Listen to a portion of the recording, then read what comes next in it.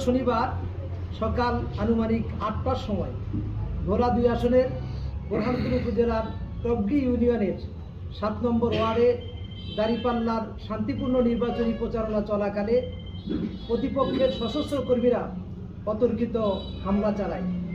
ধানের শীষের প্রার্থী হাফিজ ইব্রাহিমের কর্মী ইউসুফ, আইয়ুব আলী, কোহিনুর, সোহাগ ও শামীমের নেতৃত্বে এই হামলা সংঘটিত হয়। এই বর্বর হামলায় গুরুতরভাবে আহত হন ইউনিয়ন জামাতের আমির মাওলানা আব্দুল হালিম, জামাত নেতা মাওলানা ফয়জুল্লাহ।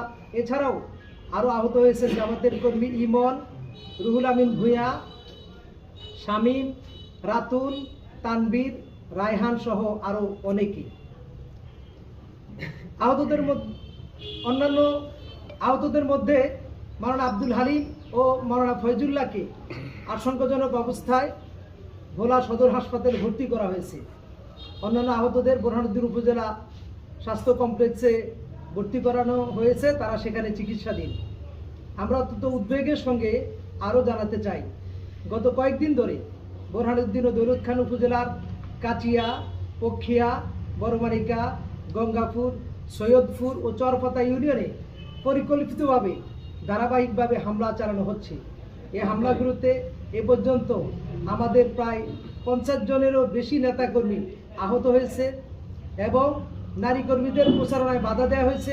অনেক নারী কর্মীকে শারীরিকভাবে লাঞ্ছিত করা হয়েছে, যা সম্পূর্ণ মানবাধিকার, গণতান্ত্রিক মূল্যবোধ এবং নির্বাচনী আচরণবিধির পরিপন্থী।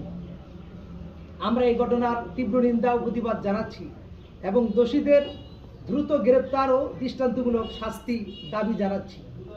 ঘটনার বিষয়ে আইনি সহায়তা পাওয়ার জন্য অভিযোগ দায়েরের প্রস্তুতি নেওয়া হচ্ছে।